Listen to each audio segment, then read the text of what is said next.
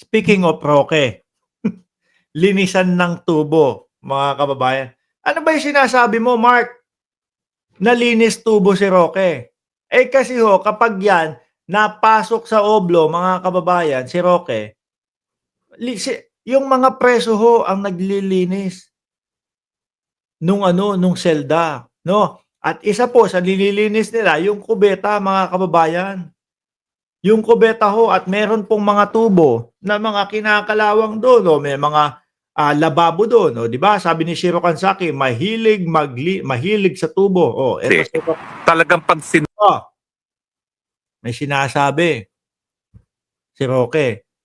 Pasensya na po at na-post ko na naman na nakabuka yung bibig ni Roque, mga kababayan. Pag eto ho si Roque, mga boss chief amo sir, ay naoblo, paglilinisin din po ng tubo yan sa loob. Paglilinisin din po ng mga kasilyas yan sa loob, mga kababayan. Yun po ang ibig ko sabihin sa linis tubo. No? May mga tubo po doon na kinakalawang na. O ano ba sinasabi kasi ni Roque? Paliwanag mo nga, boss. nangako ng 20 pesos na bigas, matapos ang isang araw, natigil na. Nasaan na naman ang 20 pesos na bigas? Nagpe-fake news si Roque. Di ba ho, nasabi ko sa inyo mga kababayan, uunahan ko na itong mga to. Nung isang araw, nag-vlog tayo tungkol po sa 20 pesos na bigas na pansamantalang inihinto po upang hindi na mapolitika. Mga bossing. No? Ang COMELEC sabi, hinto muna, pagkatapos na lang ng eleksyon, ituloy ulit. Ngayon, si Roque, si Inday Sara Duterte, ang gusto nilang ipapaniwala sa sambayan ng Pilipino na hindi nagtagumpay yung 20 pesos na bigas kaya ho inihinto. Hindi ho po totoo yun, mga kababayan. Ang katotohanan po, ihininto pansamantala, no? Dahil nga nilagyan ng mali siya ni Inday Sara Duterte na ating vice-presidente. Na sana ho, yung 20 pesos na bigas na yon ay para po doon sa kanilang mga supporter, mga DDS. Tayo. Ikaw, Mark Ramos, hindi ka ba makikinabang dun? Hindi ho, no? Oh, yung mga kakamping, makikinabang ba doon?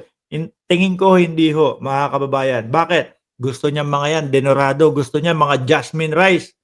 O baka mga Japanese rice pa nga yung binibili niyan eh. O, mga sumusuporta sa gobyerno, hinahanap ba yung 20 pesos na bigas? Hindi ho. Mga DDS lang ho ang tanging naghahanap niyan.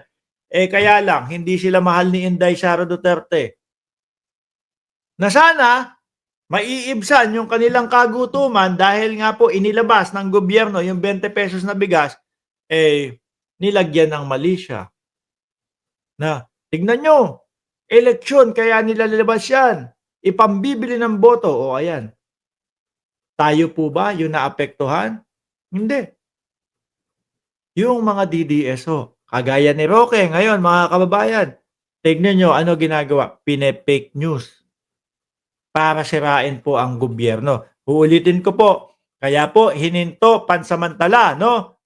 Kasi ang sinasabi ni Roque is nag-umpisa kailan? A1, tapos A2, wala na. A1, inumpisahan, ihininto dahil nilagyan ng issue, nilagyan ng mali siya ng vice-presidente. So, sino may kasalanan kaya hininto? Si Inday Sara Duterte. Sino naapektuhan? Mga DDS. Di po ba? Sabi ni Feli Kakal, talaga ba, Mark? Ewan.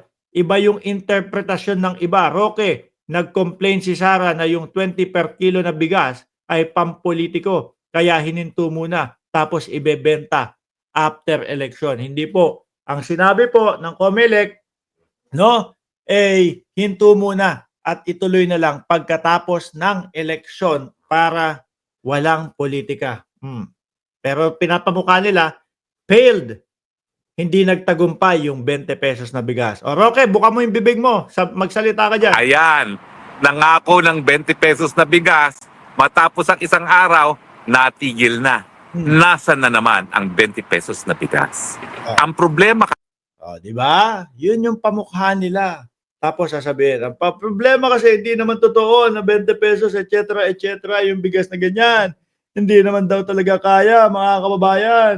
Ganyan yung sasabihin ni Roque. Ano po, tuloy ko ha. Kasi talagang pagsinungaling ang presidente at hindi talaga mabigyan ng katuparan ng pangako, kahit anong gawin niya, hindi mangyayari. Ako ho, naniniwala ako mga kababayan. Yung sinasabi po ni Pangulong Bongbong Marcos o sinasabi po, no, kung sino man yung nagsabi na hanggang na etong 20 pesos na bigas na to ay hanggang matapos ang termino ni Pangulong Bongbong Marcos ay okay. Naniniwala ho ako doon. Ngayon, ulitin ko, kaya ihininto dahil ho, mga kababayan, binigyan ng mali siya ni Inday Sara Duterte. Ang paggogobyerno, mga boss, chief amo, sir, pag nandyan na ang solusyon mo para sa mamamayang Pilipino, ora-orada, ibibigay mo na para maibsan mo na yung paghihirap nung kapwa Pilipino mo. Ano? Yan din po yung sinabi ng tumatakbo ng senador na si Abby Binay, mga kababayan. Kung maibibigay mo na yung solusyon, bakit mo pa patatagalin? Siguro mga gawain ho nila yun. No, kaya kapag yung may nakita sila sa ibang mga naggogobyerno, iniisip nila ganun din ang ginagawa, kagaya ng ginagawa nila. Di ba? O tuloy mo nga, Roque. Yung 20 pesos na bigas kasi, ang pangako niya, tandang-tanda ko yun, dahil ako'y umakyat sa kanyang entablado, no? Sabi niya, tatanggalin natin yung mga traders, yung mga ibang bagay na nagiging dahilan kung bakit napakataas ang presyo ng... Ano ginawa ng Pangulo, mga kababayan? Di ba merong hakbang na ginawa ang Pangulo? Nagkaroon po ng mga maliliit na mga pagproprosesohan ng mga bigas na yon. Upang sa ganon, ay mas mabawasan na po yung gastos ng mga magsasaka. Nakikita naman ho natin, mga kababayan, di ba? Ngayon, inireklamo din ng mga ito na dahil daw po yung hindi naman totoong 20 pesos na bigas lang yan. Hindi naman talagang 20 pesos lang ang presyo niya yan eh. Nag-abono ang gobyerno ng Pilipinas ng 13 pesos. Lugi daw ho, mga kababayan, ang gobyerno ng Pilipinas doon sa 13 pesos na inabono. Mga bossing, kanino po napunta yung 13 pesos na inabono ng gobyerno ng Pilipinas? Di ba sa kapwa Pilipino din ho natin, mga kababayan? Hindi naman po nagpalugi ang gobyerno ng Pilipinas. No? Hindi po nagpalugi ang gobyerno ng Pilipinas, mga kababayan, sa ibang nasyon o sa ibang bansa. Oh. Ngayon, pansamantala, sige, magpalugi tayo. Sige, abunuhan natin yung 13 pesos na bigas hanggat sa maging makatuparan na, no? At yung mga pagpoprosesohan ng mga bigas na yon ay dumami ng dumami at bumaba ng bumaba ang gastos ng magsasaka hanggang sa maging 20 pesos na lang talaga. At malaki ang tubo at meron silang tubo sa 20 pesos na bigas. Sa bilyar mo isisi, baliw na bakla ka. Sabi ni Elisa Bueno. Ano ang gusto mo? Ibalik natin yung pogo? O, tinatanong ka, Roque. Bigas. At pabababain nga niya yung presyo ng bigas. Hindi naman niya sinabi na magbebenta lang kami ng 20 pesos na bigas sa panahon ng eleksyon. Na alam natin, ang siguro, ang halaga ng bigas ay binibenta, 45 at gobyerno magbabayad ng 20. O ano masama kung bayaran ng gobyerno yung 25 pesos para sa mamamayan ng Pilipinas? Ano naging masama doon? Mga kababayan, hindi ko nakikitang masama ho yun. Wala ho akong nakikitang mali doon, mga bossing. Pinagmumukha lang mali nitong mga PDP, mga kababayan. Dahil para ano? Para siraan si Pangulong Bongbong Marcos.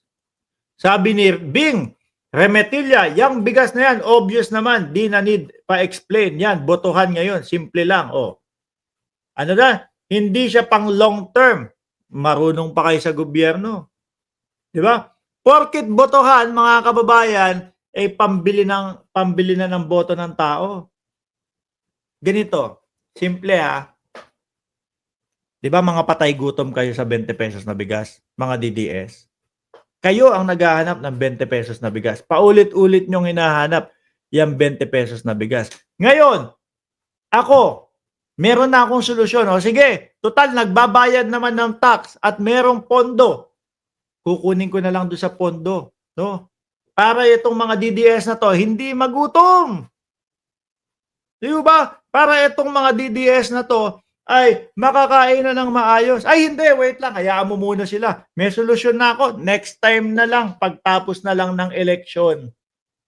Bahala kayong magutom dyan, no? Pagtapos na lang to ng eleksyon. Baka ganun kasi yung mga DDS. Baka ganun yung mga politiko nila. Okay sa mga DDS yung ganun. No? Hindi, oy, gutom na tong mga to eh. Kailangan 20 pesos na bigas ilabas na eh. Hindi, hayaan mo sila. No, saka na. Pagtapos na lang ng eleksyon. Hindi ganun ang gobyerno ni Bongbong Marcos. Pag nandiyan na ang solusyon, ilatag na doon sa mga nangangailangan. Which is, yung mga paulit-ulit ho na naghahanap ng 20 pesos na bigas. Kakamping ba yun? Hindi ko nakitaan ang kakamping na naghanap ng 20 pesos. Supporter ba ni Pangulong Bongbong Marcos yun? Hindi ko nakitaan na naghahanap ng 20 pesos na bigas. Bagkos, puro DDS lang po ang naghahanap ng 20 pesos na bigas. Feeling ko nga ho, yan na lang mga yan ang mga ang natitirang mahihirap sa Pilipinas eh.